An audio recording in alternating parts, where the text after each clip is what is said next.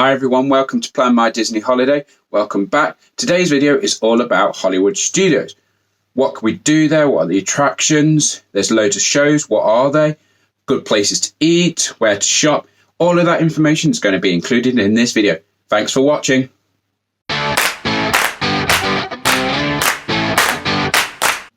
So when you first enter Hollywood Studios, there's a very different layout. So you might need a map to understand how this is laid out.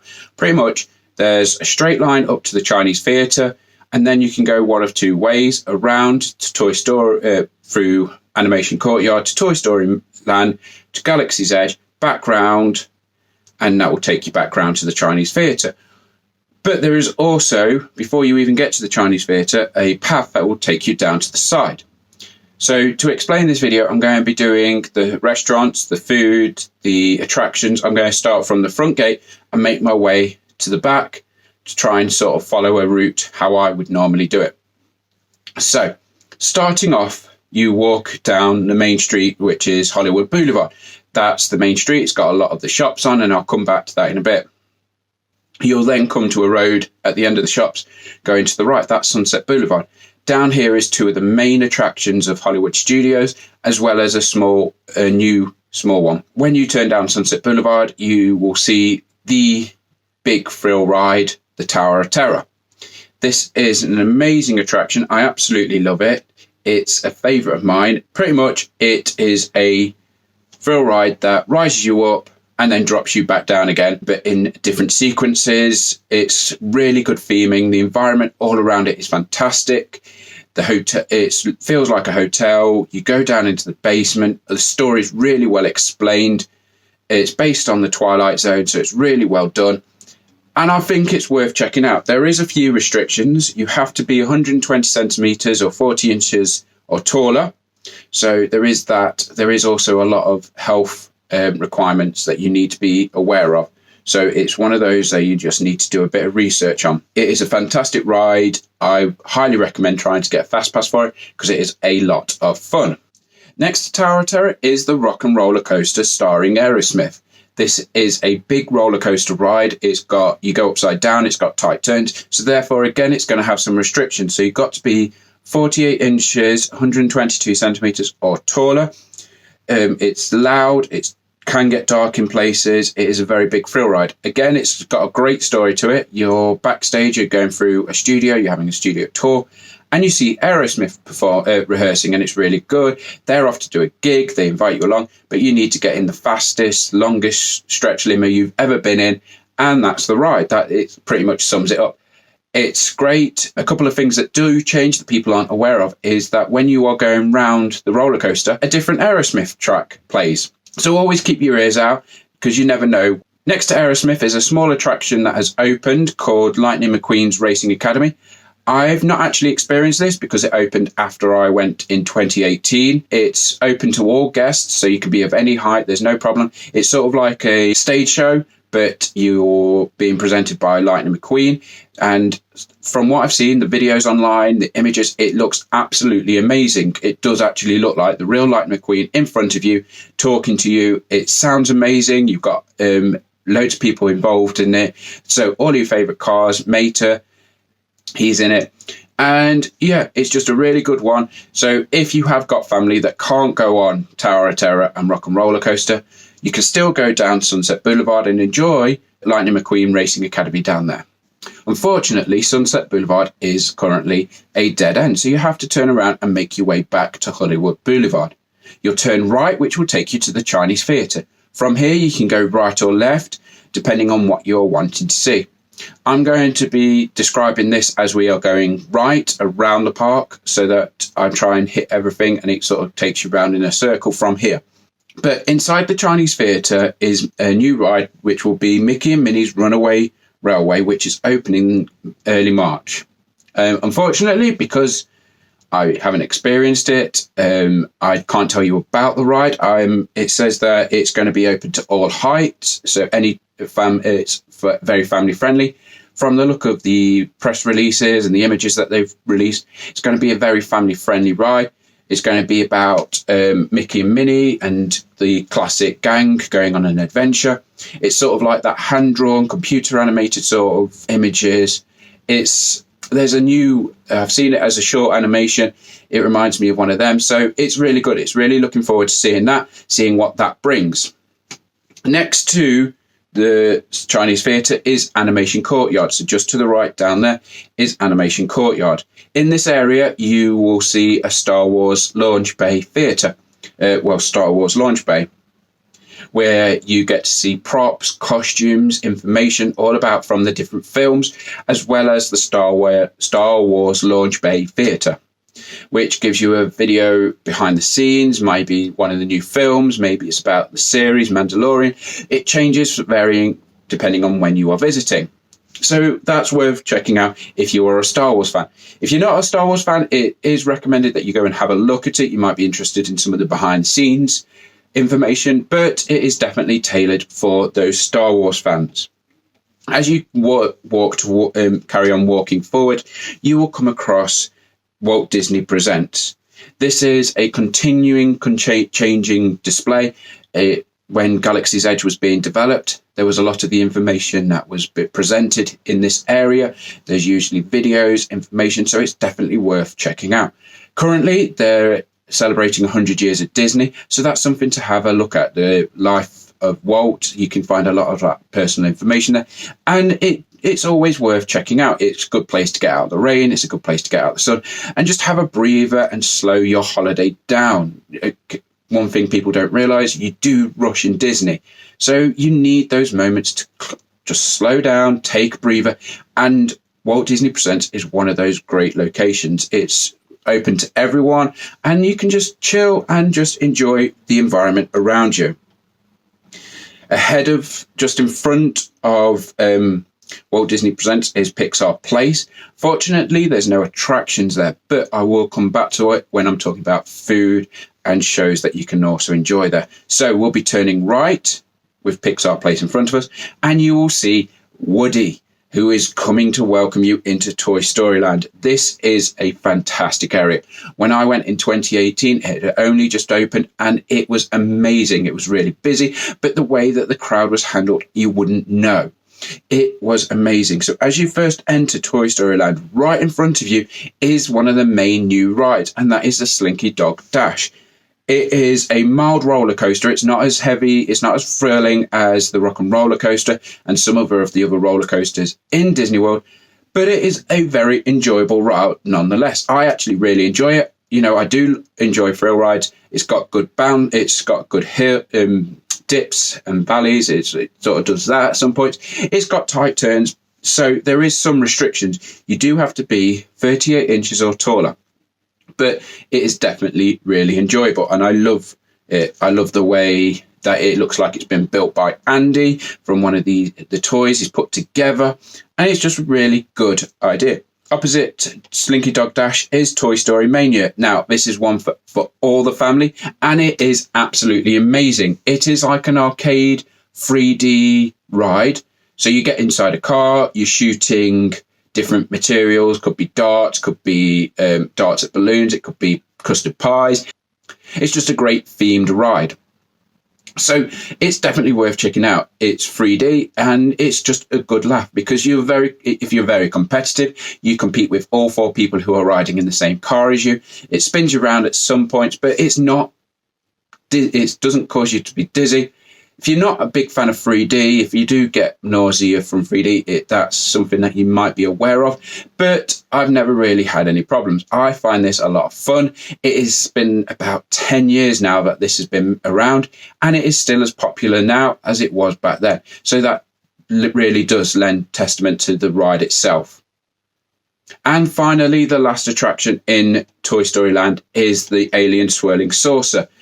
When I went in 2018, this was hugely popular. Looking on my Disney Experience app recently, it looks like it is getting less popular. The queue lines are getting smaller. So this is one where you probably don't need a fast pass as much. But if you're a big fan of Buzz and the aliens, the aliens, then this one's for you. It's sort of like a spinning teacup sort of idea, But instead of being in a teacup, you are riding on the back of a vehicle being piloted by the Ooh aliens, and you get thrown side to side. It goes round, and it's a very different track. You don't just go round in a circle. You sort of go round on a circle on a platform that you're going around, but that whole platform is also moving around in a circle. So it's very dizzy. So if you do suffer from motion sickness, this might not be for you. There again, because of the way that it's designed, any guests that are 32 inches or smaller won't be able to ride it, but it is definitely one for those big Buzz and Alien fans. So next up is one of the biggest changes that has happened in Walt Disney World, and that is the construction of Galaxy's Edge. This is a completely immersive area which is based around Star Wars. The actual land itself isn't based on any of the films, it's just a planet which is in the Star Wars universe. In Galaxy's Edge, there are two attractions, Millennium Falcon Smuggler's Run and Star Wars Rise of the Resistance. Millennium Falcon Smuggler's Run is a sort of flight simulator, but a very interactive one. There are 3 roles that you can have as part of the ride. You can be a pilot, an engineer, or a gunner. And depending on how well you do on the ride, depends on what you see in your video. Because of it being a flight simulator, there is some restrictions. Anyone 38 inches or taller can ride this ride. Because of being able to have different roles, being a pilot, engineer, and gunner, makes the ride very re-rideable, as well as, depending on how well you do, change the story that you experience. The other attraction, Rise of the Resistance, is newly opened. This is a non-track ride, which means that you don't see the track that you are going on in front of you. So like a normal roller coaster, like the Slinky Dog Dash, you can see what's going to happen in front of you, whereas this you don't. This is for 40 inches or taller guests, so therefore there is some restrictions, but it is also broken up into many parts. The first part is where you're trying to escape the First Order. You then get caught by the First Order and taken to a holding cell, and then you try and escape again from the First Order. So there's a lot of parts to this, and it is really immersive. It's really brilliant. And there's 2 cars that you can ride on, so could be 2 experiences that you have. So again, people are saying this is one of the best rides that they've ever been on. It's completely different to everything else, and that the different parts make it really, really brilliant. So again, you might not be a big, huge Star Wars fan, so Millennium Falcon Smuggler's Run and Rise of the Resistance probably might not appeal to you, but it is worth going to check it out because they are some of the most interactive rides that you can go on. So as we're leaving Galaxy's Edge, we're then coming towards the Grand Avenue. And in Grand Avenue, there is Muppet Vision 3D. This is just a theatre with a 3D show, but what makes it absolutely amazing is that it involves the Muppets. It is a fantastic, good sense of humour film. I absolutely loved it. I loved it when I first went in 1995. I loved it in 2000, and I loved it in 2018. I have always loved this. It's fantastic. And it's a good dose of Muppets. Like you can imagine, it's got a really nice story to it, and it's just fun. And that's all I need to say. Go and see it because it's fun. So it's worth just going in there, seeing the pre-show video, have a good laugh, have a look around you. There is so many jokes actually in the waiting area all around you that is actually really entertaining to just have a wander around, have a look at what's available, and just enjoy it. As you continue to go back towards the front of the park, you'll then come to another Star Wars bit, which is Star Tours, The Adventure Continues. This ride has been recently updated in the last 10 years, where it now includes different scenes from the different Star Wars films. So again, if you're thinking you're not a big Star Wars fan, this might not be for you. It's a flight simulator. So again, there are some restrictions. So you have to be 40 inches or taller to actually go on this ride. And if you suffer from motion sickness, it is not recommended. It has a 3D element to it, so you put on your 3D glasses once you're sat down, and you get taken on a tour around the universe with C-3PO. Some things may happen where the tour might not go according to plan, but the whole appeal of this ride now is that you can actually go to different destinations. So you may have ridden this ride in 2008, and it is now a completely different experience. You might be going to some of the scenes from The Last Jedi, or maybe you go to the original places like Hoth or Dagobah. So it's definitely worth re-riding. So that gives you an idea of all the different attractions that are available in Hollywood Studios. There are plenty to do. It's, even though this is a small list, it still is loads to do. That will take you back round to Echo Lake, which is part of where the Chinese Theatre is. So next up, let's talk about those shows that you can enjoy. So a big part of Hollywood Studios is the amount of entertainment that you can actually experience. There are plenty of shows that you can enjoy.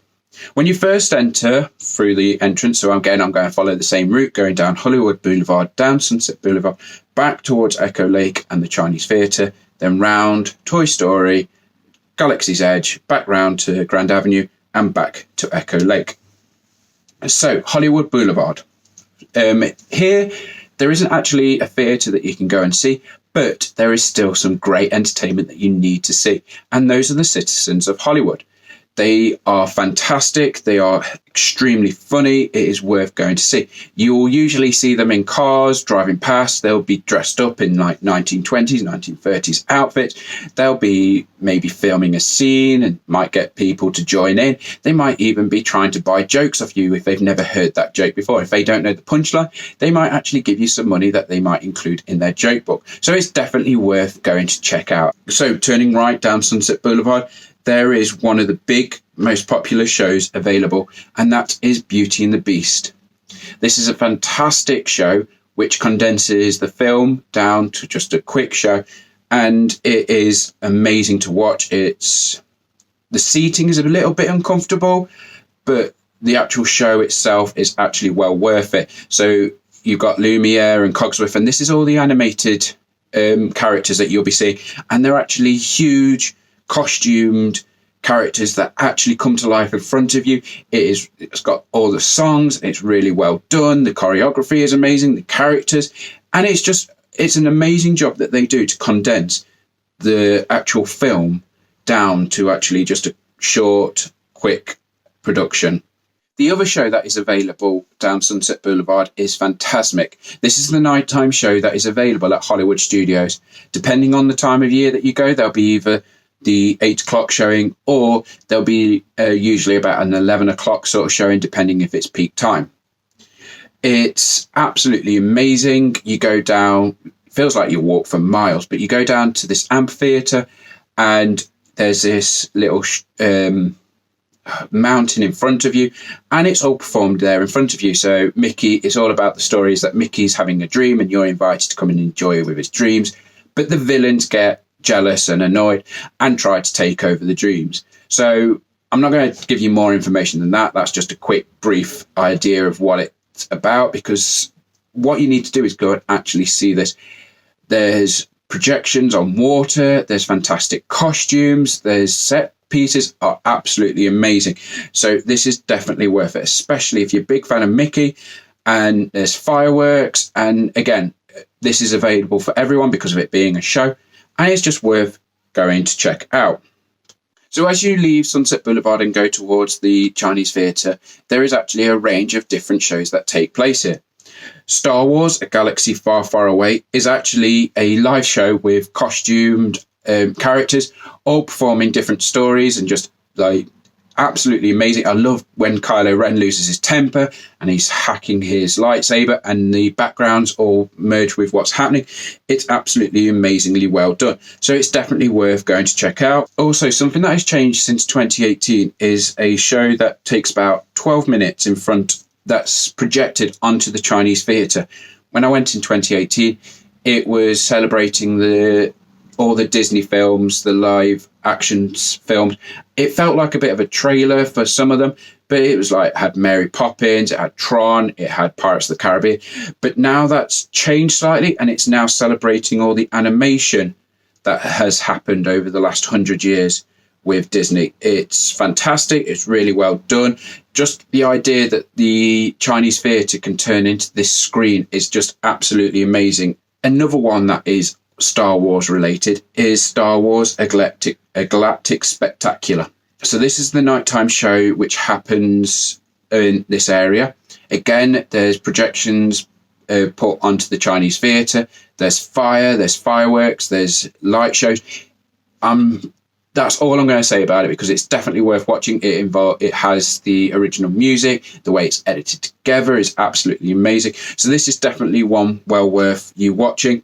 And I think any Star Wars fan, or maybe just any fan, will just enjoy seeing this. It is fantastic to see. So following the same route as we took before, turning right, going down into Animation Courtyard, there is a range of different shows that you can actually enjoy.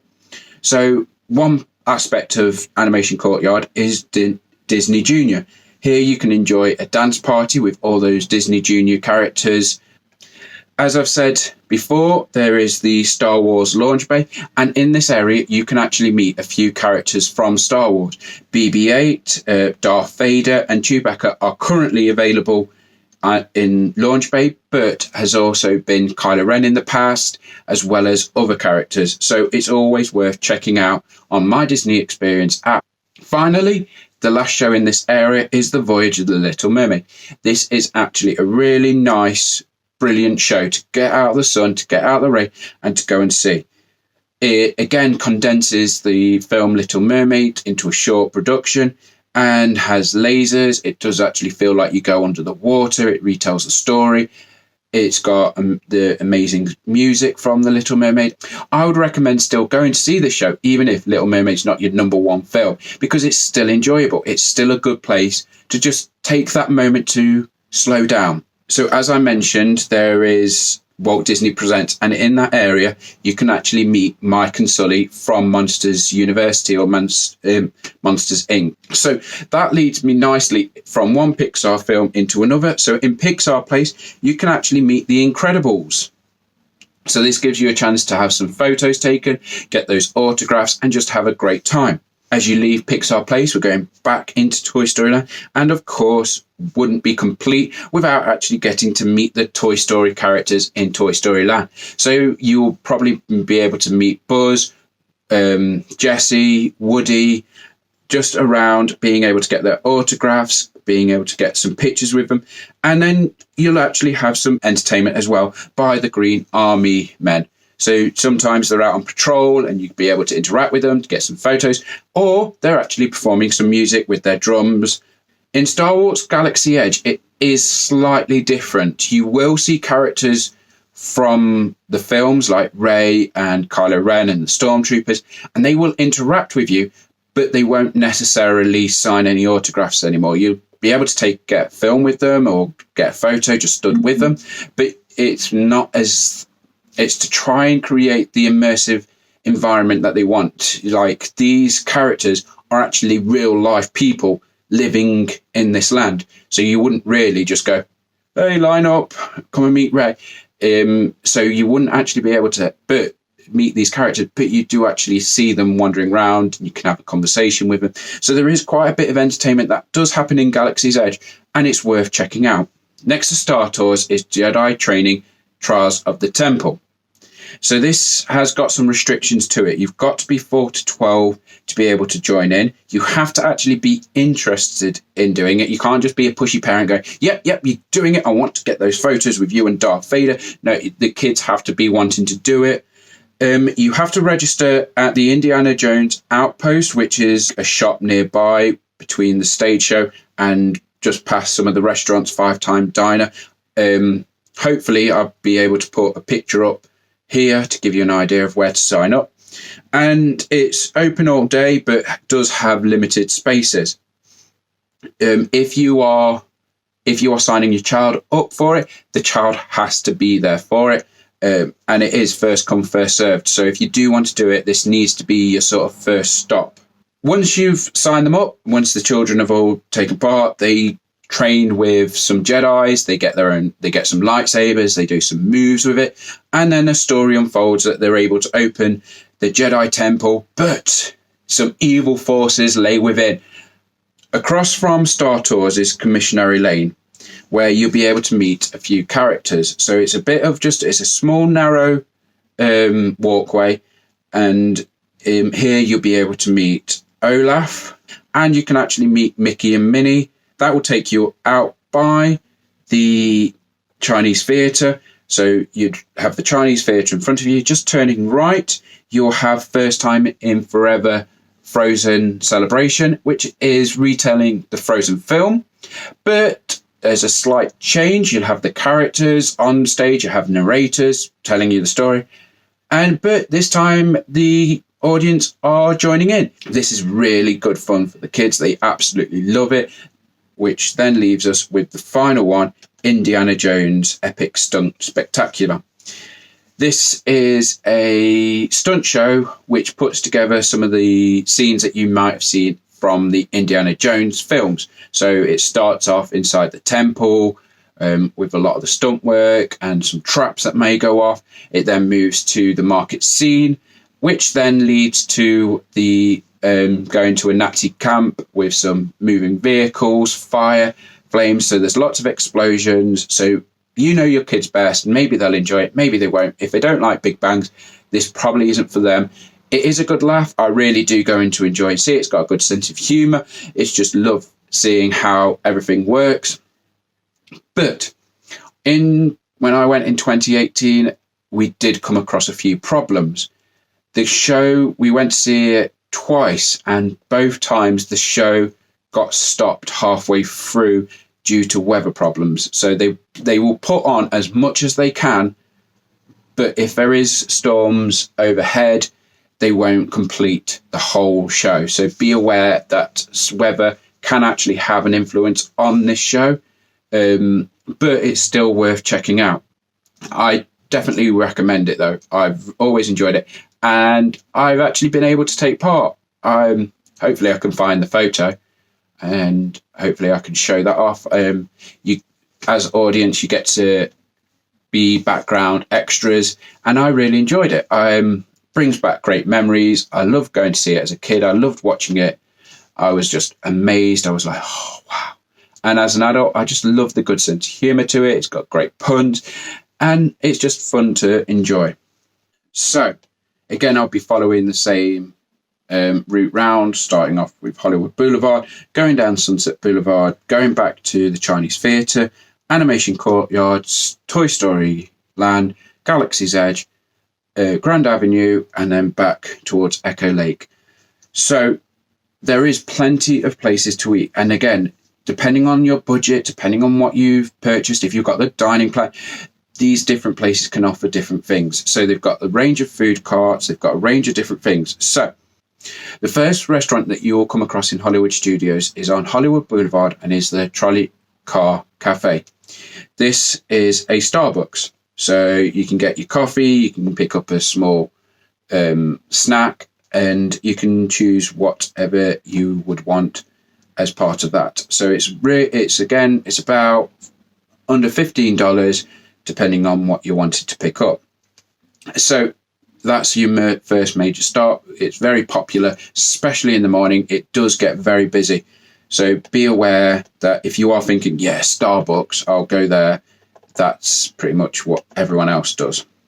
As you'll come down Sunset Boulevard, the first place that you can get some food from is Anaheim Produce. This is just a quick place where you can just pick up some quick fruit, some sauces that you can have with it, and just have some fresh fruit just to freshen yourself up. Next up is Rosie's All American Cafe. You can order from your phone here. It's about under $15. It offers the usual sort of fast food, sort of burgers and other choices that you can have, coleslaw, chicken nuggets, and just enjoy a range of different fast food menus. Next to that is Catalina Eddie's, which offers just a range of different sort of fast food choices. So maybe some pizza or a Caesar salad or something just a bit different that you're wanting. Continuing down Sunset Boulevard, heading towards the Tower of Terror, you'll come across some more counter service. So that means you get your food and then you go and sit down places. And the next one is Fairfax Fare, which has a range of different sandwiches, sort of Mexican inspired. So again, really good choice of different foods just in these 3 different locations, all fast food, all quick counter service, just all under about $15. And if you're not filled with that and you fancy something sweet, Just at the end of these is Hollywood Scoops, which can offer you ice cream and ice cream sandwiches. So this is one of the best places to get ice cream. It's not the place, but it is definitely one of the best places to get some scooped ice cream. If you're wanting something a bit quicker, there is actually the KRNR Rock Station just outside the Rock and Roller. And this is just a quick hot dog stand where you can just get some drinks, some snacks, and some hot dogs.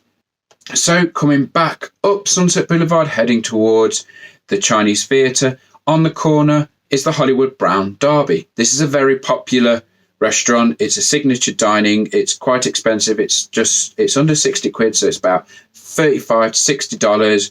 So you can pick up like famous signature dishes such as the Cobb salad, and this is actually a location where you can actually dine with an Imagineer if you pay that little bit extra, and it also is included in the Fantasmic dining package. So you get to have a meal, then you go and watch Fantasmic and go and watch the production.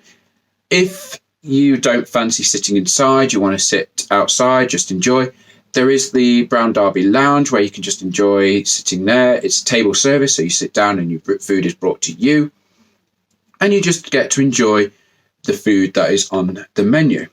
Across from the Hollywood Brown is the Dockside Diner, which offers, again, some counter service. So it's just got some seats just out in front of it. So like hot dogs and burgers and sandwiches, which you can just enjoy. Going towards Animation Courtyard, going up towards Pixar Place, you'll come across the market, which sells some favourite snacks such as pretzels and ice creams and churros, which you can just quickly grab. Inside Pixar Place, where you can meet the Incredibles, is the Neighborhood Bakery. One of the popular choices here is the Num Num Cookie, which is what is from Incredibles 2. There's the Hero Sandwich. So again, there's a few different items that you can pick up from this area. The only place you can eat in Toy Story Land is Woody's Lunchbox.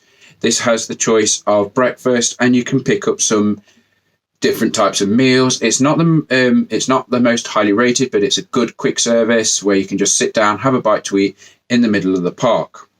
In Galaxy's Edge, there is a range of different environments where you can eat. So as you first enter, there is Ronto Roasters, which has a range of different meats available, and it's sort of cooked over like an engine, and it's sort of like a sort of hot dog wrap sort of thing, and it's really highly recommended that you go and check that out. Nearby, you can get some kettle corn, and this is a mixture of different flavors. You can get a spicy or a sweet one, or you can have the two mixed together.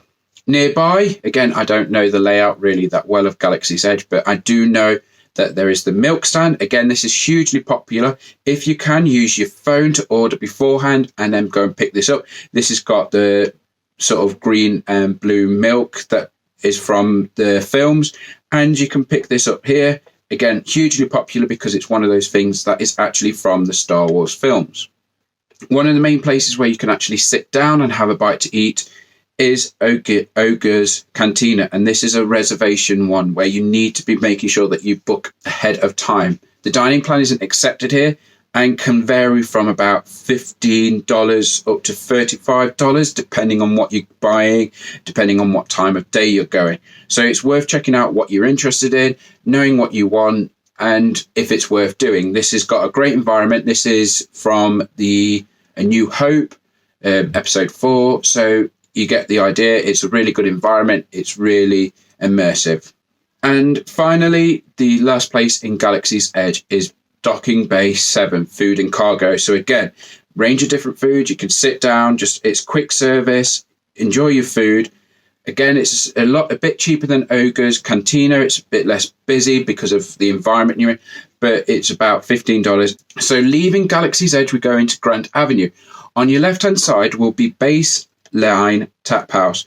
So this is a range of different foods, different snacks, pretzels, but it has got a great range of beers. So if you are someone who enjoys your drinks as well as your food, this is a fantastic place to stop by. Dining plan isn't accepted here at the moment, but it is worth checking out if you're interested. Going into Grand Avenue, going past the Muppets, you come across Pizza Rizzo, which is based on Rizzo from the Muppet, and it's just a quick service pizza fast food one. It's really simple, it's really quick. If you're a big fan of pizza and you want quality one, there are better places to get it in Walt Disney World, but if you're just wanting a pizza just to keep the kids happy, this would be the choice. And then right at the back at Grand Avenue is Mama Melrose Ristorante Italiano. This is a bit more expensive. It's more of a casual dining, so you can come and sit down, enjoy the mood. You don't have to get all fancy dressed for it. And it's $15 to $35, has a range of different Italian restaurants that you'd expect, and is also included in the Fantasmic dining package like the Hollywood Brown. As you leave Grand Avenue, you can go in two directions. You've got Commissary Lane, and then you can head towards Echo Lake. Down Commissary Lane is one of my favourite restaurants. It's the Sci-Fi Dine-In Theatre restaurant. It sells burgers, it sells sandwiches, but you're going for the experience. You're sort of in a drive-in theatre, but it's all indoors. You've got a big movie screen in front of you, and the tables look like they're actually inside a car. It's a fantastic menu. I really enjoy it. The staff are amazing, and it's just a really lovely environment to eat in. For across opposite, sort of in the same direction, in the same area, is Backlot Express, which is a quick service restaurant. Again, burgers, sandwiches are available, as well as chicken sandwich or maybe a Cuban sandwich. Going down Commissary Lane, you come to ABC Commissary, which is a hugely popular restaurant because of the range of food that it does. It offers ribs, it offers chicken strips. So this is a hugely popular one. They don't usually allow you to sit down until you've got your food in your hand, and then they allow you to sit down. It's that popular of a restaurant, so it's definitely worth checking out if you're interested in that. It's a good place to sit down and just relax. It's just near where you meet Mickey and Minnie. Another location on Echo Lake. So you come out, you go round by Echo Lake, next to the Indiana Jones stunt show, is Epic Eats. So here you can get some funnel cakes, some quick snacks, and just pick up some small items. Another one of my favorites is also on Echo Lake. This is 50s Primetime Cafe. This takes you back to to the 1950s, and you're eating at your cousin's or something like that, and it's all based in a sort of 50s household. The staff are all wearing 50s dining outfits, but you're most likely going to be told off if you break the rules. No eating with your elbows on the table, no looking at your phone instead of eating, and things like that. And they will call you out on it, especially if you don't eat your vegetables. It's a good sense of humour. I absolutely love going here. I've been twice. I went on my honeymoon and I went in 2018, and I have always enjoyed it. It's a great sense of fun.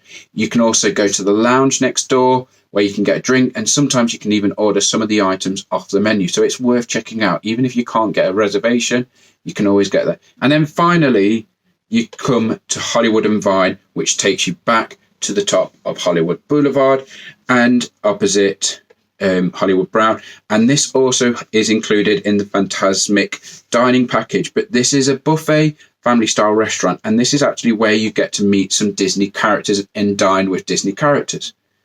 This is the only place where you can actually eat with Disney characters inside Hollywood Studios. Don't know if that's going to change, but again, if it does, I will do an updated video. But at the moment, you can meet the Disney Junior characters or Minnie and Friends, depending on the time of year you're going. So Disney Junior and Friends usually is around majority of the time, especially at breakfast. In the evenings, it's more likely to be Minnie and Friends, but depending on when you go, might depend on what outfit they are. They wear their Christmas outfit at Christmas time, and just it's worth researching if you are going at a particular time of year. That gives you an idea of all the attractions, all the shows that you can enjoy, as well as the food that you can eat. One of my favourite shops at Hollywood Studios is in the corner, and it's called Sid Kyoga's One of a Kind. It's worth checking out. It sells collectibles, and we picked up some pictures, and I just really enjoyed some of the stuff that we were saying, so some of the merchandise. If you are wanting Disney merchandise, the place to go is Mickey's of Hollywood. That's where you can pick up your soft toys, your bags, your pins, your ears, whatever it may be that you're interested in. There is also down Sunset Boulevard, you also have Legends of Hollywood, which sells more Hollywood items. It's actually got an Arnold Schwarzenegger as a Terminator. You can pick up some more toys, but it's a bit more focused on the characters. Opposite that, you can actually pick up Sunset Boulevard Sunset Boutique, which sells a range of different houseware, also pins, as well as picking up some sweets as well in that area. So shopping, depending on where you are, if you're wanting a lightsaber, you have to go to Galaxy's Edge for that. There is actually the Savvy workshop, which is where you can actually hand build your lightsaber. It costs £200 to buy. You can pick up a droid where you can pick up a droid and you can put it together, picking out your pieces.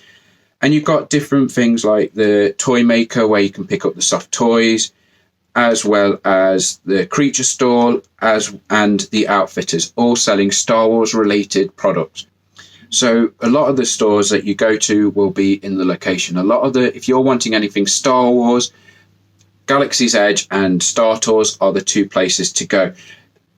Also, as I mentioned before, there's also an Indiana Jones Adventure Outpost, so you can pick up some Indiana Jones merchandise there if you're interested. So there is a range of shops depending on what you want. They might be exclusive only to Disney World, especially the handmade lightsabers and the droids. You can only get them in Galaxy's Edge.